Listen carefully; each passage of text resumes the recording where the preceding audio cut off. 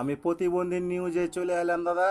আর 2 মাস পর গ্রাম পঞ্চায়েতের ভোট আছে দাদা, কাকে চান আপনারা? এত তো দুজনে প্রতিবন্ধী আপনারা, তো আপনারা কাকে চান?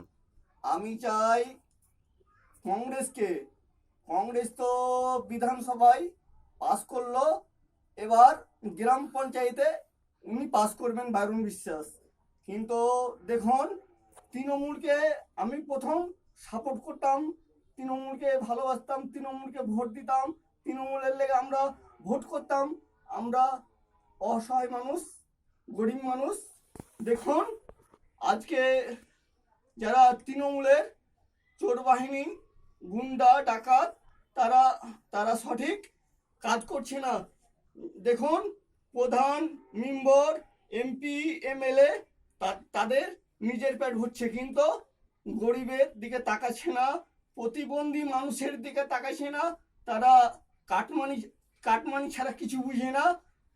যদি একটা বিডিও অফিসে কাজ করে একটা ভাতার জন্য, সেই 1,000 টাকা 2,000 টাকা নয়, বিধবা ভাতার জন্য 1,000 টাকা নয়, প্রতিবন্ধী ভাতার জন্য সেই কাটমানি 1,000 টাকা নয়।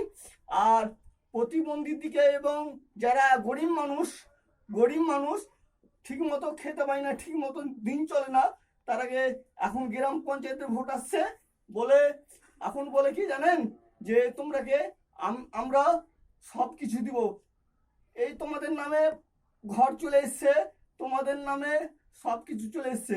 দেখুন আজ এখান থেকে তৃণমূল বিদায় নিয়েছে, বিদায় নিবে গ্রাম পঞ্চায়েতে, আবার কংগ্রেস আসবে। আমি থ্যাংক ইউ। দাদা আপনার কিছু বলার আছে? কিছু বলার নেই।